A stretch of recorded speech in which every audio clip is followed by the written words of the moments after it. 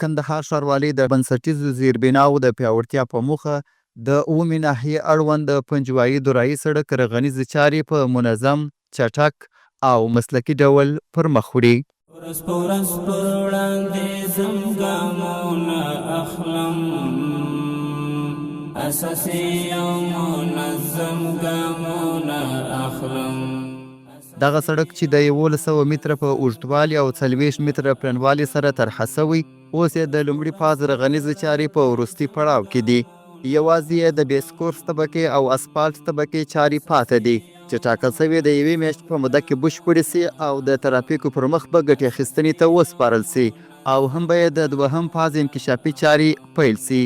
دا رقم ځنډېدل نه چې پکې راغلي، خالي یو ساختمان چې وخت نیسي، هغه هم موږ په دوامداره توګه موږ خپل کار جریان کړی دی، شروع دی، مخته روان دی چې ساختمان یې مکمل خلاصوي دی. د اول فاز ته چیرې موږ دا خالي دغه یوه طبقه بیسکورس لرو، بیا وروسته پسې اسفالټ لرو چې په هغه بینډر اوسو بالا ترانسپورټ مکمله پر دا خوا ایله کېږي، په اخوا موږ خپل کار کوو.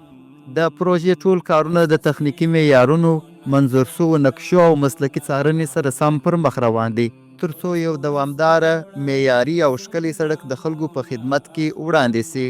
در این قسمتی که مثلا پروژه پنجوايي دراهی است، بسیار کوالیتی بالا است. تستایی را که ما گرفتیم چی تستای افتیجی بود، کلانش باز شد. په همدې پروژه کې د پیاده روونو او ګلدانونو جوړول هم شامل دي.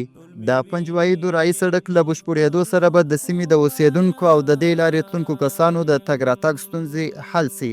ترافیکي فشار به کم او کندهار ښار ته به یوه نوې، ښکلې او معیاري ښاري بڼه ورکړل سي چې ښاري ژوند به لا راحته او د سیمې ښکلا به لا روښانه کړي. خدای خو مهربانه دی، د دې سره به دا ګرده مهال و دغه ګرده د پنجوايي سړک به ګرده وساسي، ولسوالي به وساسي. کندهار ښاروالي په دې ډول پروژو سره نه یوازې د سړکونو کیفیت لوړوي، بلکې د خلکو ژوند ته مستقیمه ګټه رسوي او د ښاري پرمختګ یوه روښانه بیلګه وړاندې کوي.